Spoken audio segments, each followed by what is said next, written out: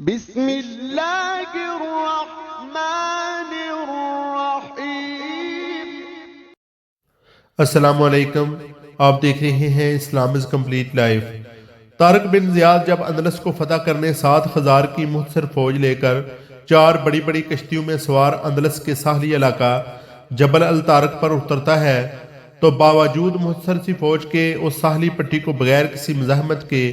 فتح کرتا چلا جاتا ہے۔ اس وقت اندلس پر جس بادشاہ کی حکومت تھی وہ عیسائی تھا اور عربی تاریخوں میں اس کا نام لزریک لکھا ہے اور انگریزی تواریخ اس کو راڈرک کے نام سے یاد کرتی ہے۔ جب بادشاہ نے یہ دیکھا تو اپنے سپہ سالار تدمیر کے ساتھ 30,000 کی فوج کو تمام ساز و سامان اور ہتھیاروں سے آراستہ کر کے میدان میں بھیجا اور دونوں فوجوں کا مقابلہ ہوتا رہا اور پے در پے کئی لڑائیاں ہوئیں اور ہر موقع پر تدمیر اور اس کی فوج کو شکست کا منہ دیکھنا پڑا اور ان ہزیمتوں نے ان کے حوصلے پست کر دیے۔ آخرکار تنگ آ کر تدمیر نے اپنے بادشاہ راڈرک کو لکھا کہ یہ قوم جسے ہمیں سابقہ پڑا ہے وہ معلوم نہیں کہاں سے آئی ہے، آسمان سے نازل ہوئی ہے یا زمین سے ابلی ہے، لہٰذا اب اس کے سوا کوئی چارہ نہیں کہ آپ خود اس کی سرکوبی کے لیے آئیں۔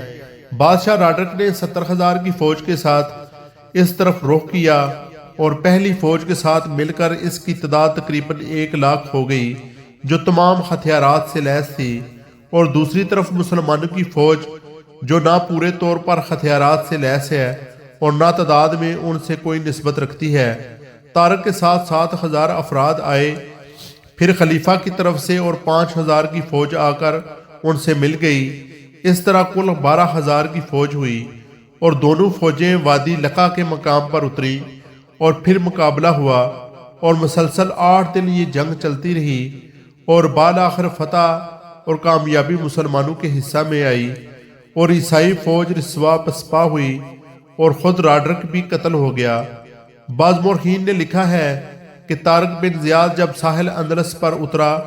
تو اس نے اپنی فوج کو سب سے پہلے یہ حکم دیا کہ ان کشتیوں کو جلا دو، پھر فوج سے مخاطب ہو کر کہنے لگا کہ اس لیے یہ حکم میں نے دیا ہے کہ تم کو معلوم ہو جائے کہ تمہارے پیچھے سمندر ہے اور آگے طاقتور دشمن ہے، نہ تم آگے جا سکتے ہو نہ فرار ہونے کے لیے پیچھے جا سکتے ہو، اب صرف خدا کے بھروسہ جہاد کرو اور یہاں اندلس میں اسلام کا پرچم لہراؤ۔